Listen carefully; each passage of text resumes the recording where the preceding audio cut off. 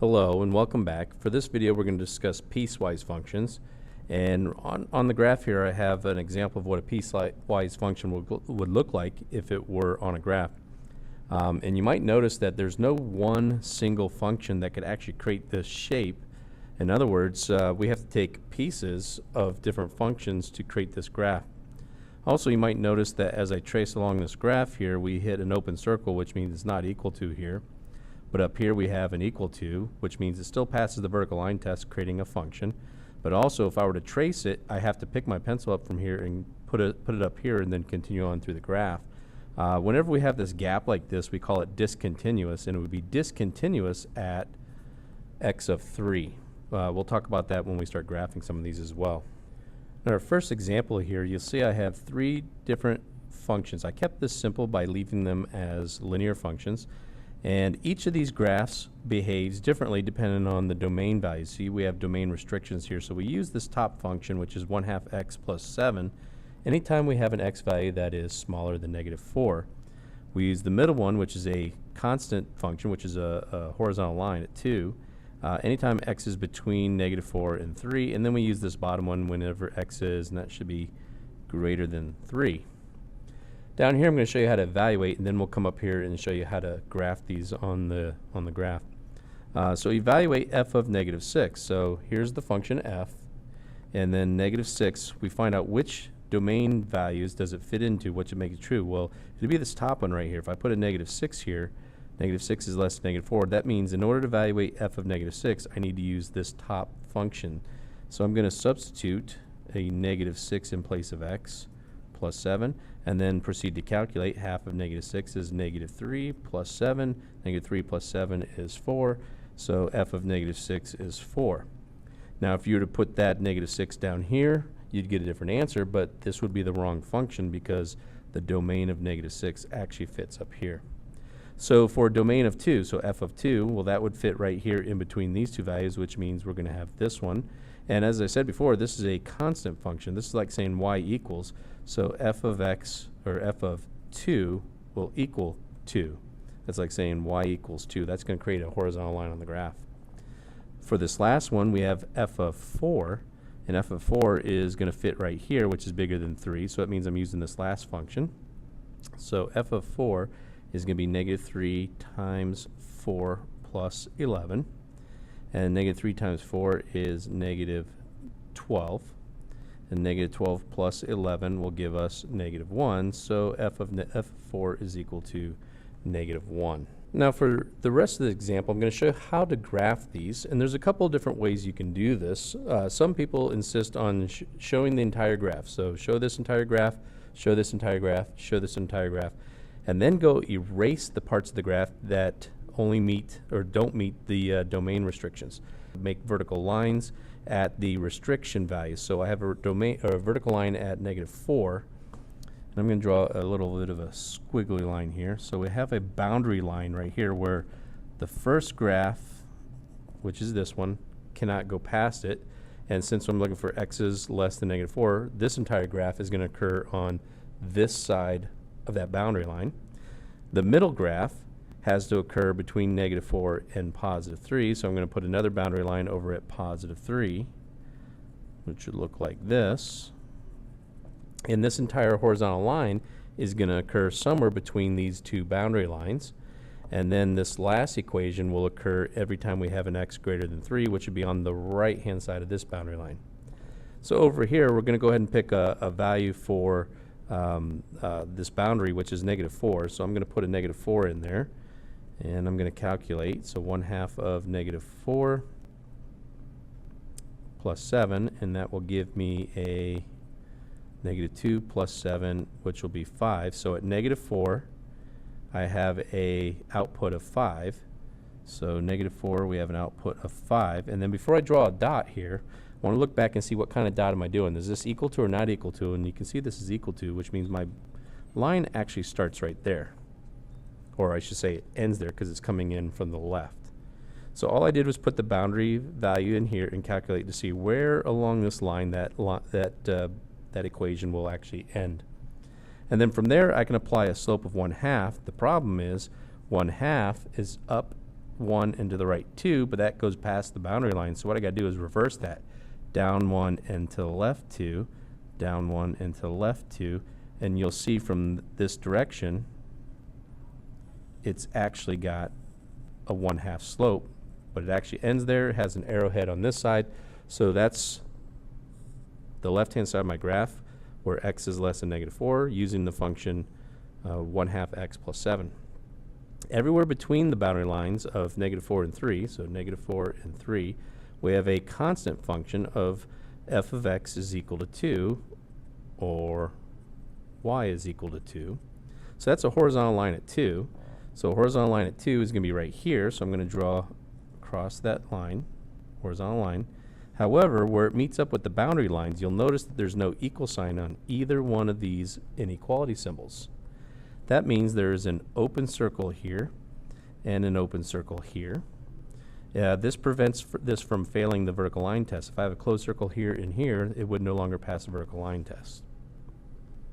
Okay, so there's my graph of the middle section.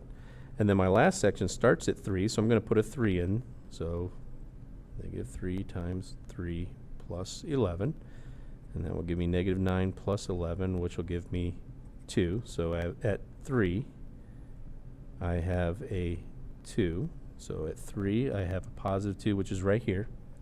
And since this is actually equal to, I'm going to put a little solid dot in the middle showing that I have an overlap here, which means these two parts of the graphs are going to be continuous.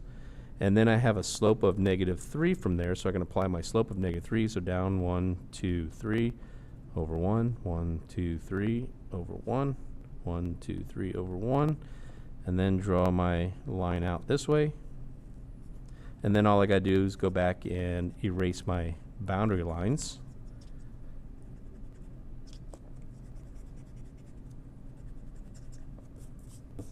And this is what my graph would look like. You can see at -4, it's discontinuous.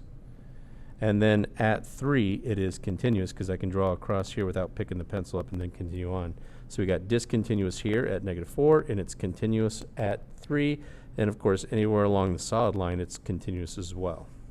For our next example, we have a slightly more complicated graph here. We have a quadratic on the top, and we use that anytime we have less than -2. We have an absolute value in the middle, and we use that anytime our domain is between -2 and 3. And we have a linear function, and we want to use that anytime our x values are greater than 3. And I'm going to go ahead and show you how to evaluate them first. So g of -5 would fit in this domain up here, so I'm going to use the top one. So I'm going to substitute a -5 plus 4 squared minus 3, and that will give us a -1 squared minus 3. Well, -1 squared is 1. 1 minus 3 is -2. So this will output a -2. The second one has a g of 2, which means my domain is 2, and that would be somewhere in this range. So I'm using this function. So I'm going to input a 2. So 2 times the absolute value of 2 minus 1 minus 5. Do the absolute value inside first. 2 minus 1 is 1. Absolute value of 1 is 1. 2 times 1 is 2, minus 5 gives me -3, so g of 2 equals -3. And then this last one has g of 6. Well, 6 will fit right here in this domain restriction, and that means I'm going to put a 6 here, so 1/3 of 6 plus 1. 1/3 of 6 is 2. 2 plus 1 is 3, so this outputs a 3. And then we could do that for a whole bunch of different domain values, but I was just going to show you how to evaluate the function and know which of these you're supposed to use based on the input value of x here. For the graphing portion, I'm going to go and draw my boundary lines. I've got one of them at -2. You'll see where one ends, the next one begins. So at -2, which is going to be right here. And I have another one over here at +3.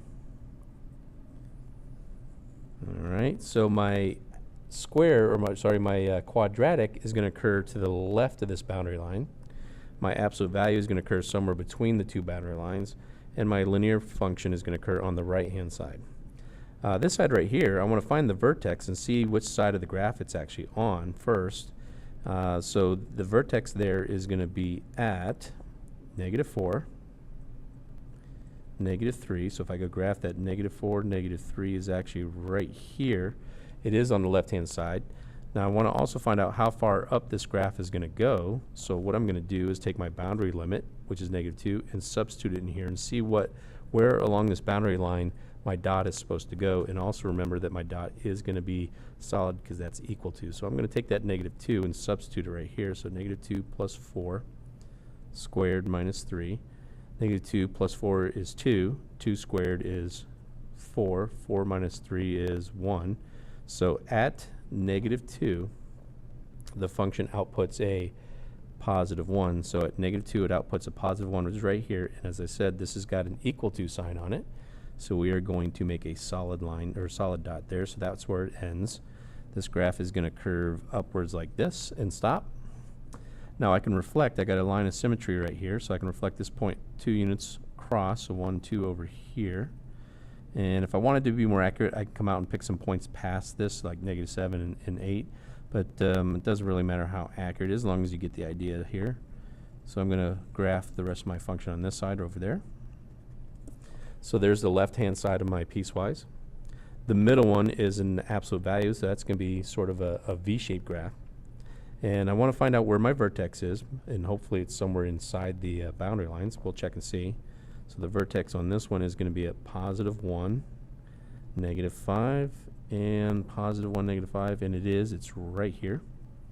So now I got to test 2 points in here. Since this is in between, I got to test the negative 2 to see where along this line it hits, and I got to test the positive 3 to see where along this line the other side of my graph hits. This is my vertex, so wherever my dots are, I'm just going to connect them. But I have an open circle on the left, and I've got a closed circle on the right. So I'm going to start with the negative 2. So I'm going to substitute a negative 2 in there. So 2 times the absolute value of negative 2 minus 1, minus 5. Negative 2 minus 1 is negative 3, and the absolute value of negative 3 is 3. And 3 times 2 is 6. And 6 minus 5 is going to give us 1. So at negative 2, the output is 1. Negative 2, the output is 1, and it's right here, and this is an open circle, so I'm going to show an open circle around that. So these two overlap right there, but one is open and one is closed, so they don't violate the function rules, and they are continuous at this point. So this one actually goes down and connects, because remember, it's a V shape down here. Then I'm going to put my 3 in place of x here.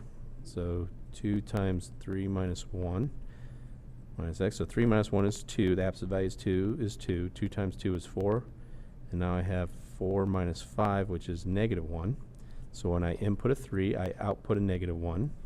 So input a 3, output a negative 1, and this side is equal to, so I've got a solid dot here, and the rest of my graph will connect right there.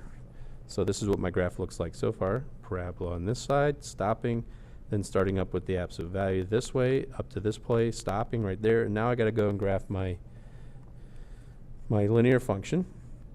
So my linear function, I got to find out where along this line it starts. So I'm going to use the boundary point, which is 3. So 1/3 of 3 plus 1.